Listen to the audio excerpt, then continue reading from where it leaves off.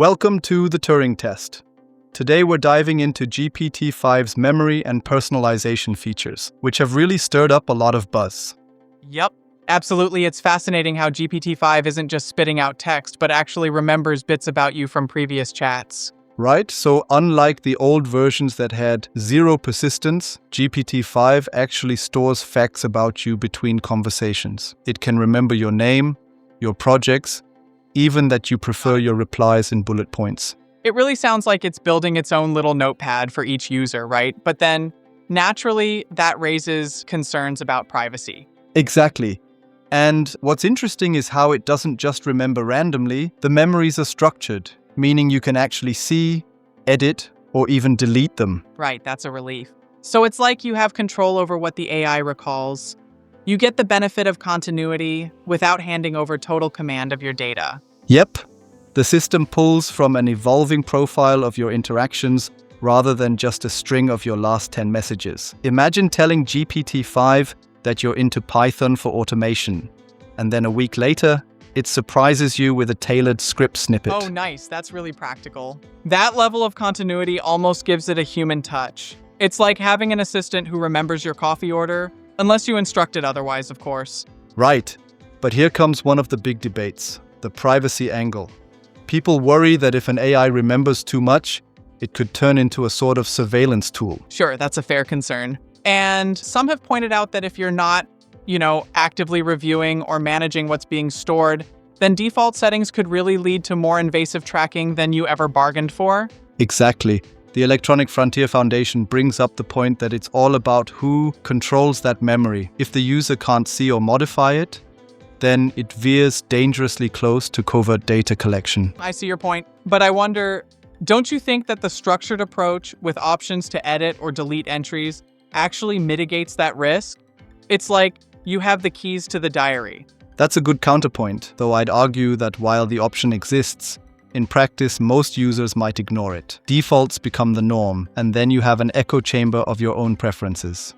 True, that's a slippery slope indeed. Right, let's pivot a bit here. This structured memory makes GPT-5 incredibly personalized. It adapts to your tone, your preferred depth of explanation, even your favorite analogies. Yeah, it's like the AI learns how you like to chat.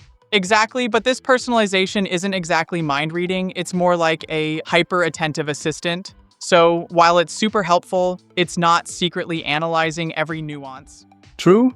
It resembles that smart helper that remembers your usual orders at a coffee shop, which is great until you start feeling like, hey, it's knowing too much. Yeah, no one wants creepy over-familiarity. Of being too familiar, there's also the risk of what we might call an echo chamber.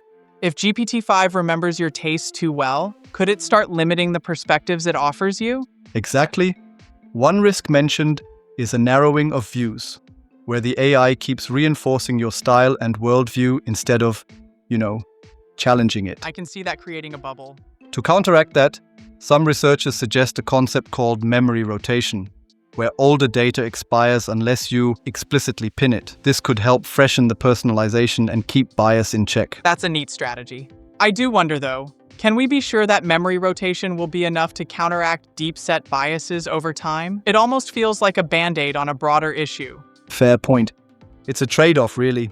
You get continuity and personalization, but you need to be extra vigilant about bias creep and repetitive feedback loops. True, it's a delicate balance. Now, looking ahead, there's talk of expanding this from just text memories to, multimodal memories.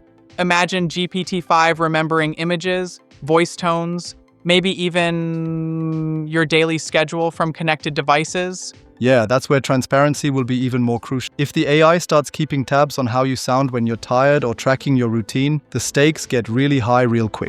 That opens up a whole new can of worms. Exactly. And it all circles back to one core notion: trust. The technology might be incredibly capable, but if users feel out of control or surveilled, then even the best personalized features can feel invasive. Right on, control is key. It almost reminds me of location tracking on smartphones. You technically can switch it off, but because it's enabled by default, most folks don't even think twice. Perfect analogy. It's like the memory settings are buried deep in the menu, and most users are left with the default, which could, intentionally or not, push them into an AI-powered echo chamber. Absolutely, that's a substantial concern. And that ties directly into the ethics debate, whether the design truly empowers users or simply takes advantage of their inattention. If you don't actively manage these memories, you risk giving up more of your privacy than you intended. Yeah, it's a classic case of trade-offs between convenience and consent. Yet, on the bright side, if GPT-5 remembers that I like my answers in 3 bullet points, I've honestly got no complaints. It's all about making your experience smoother. Absolutely, it's these small personal touches that elevate the AI from being just another tool to something that really feels tailored to you. But then again, that personalization must never cross into creepiness. Like, it definitely shouldn't start sending birthday gifts unless that's something you explicitly request. Haha, unless it's cake, right? Right, cake is always a win. But seriously, ensuring transparency in how these memories are used and controlled is critical. Users need to know they're in charge.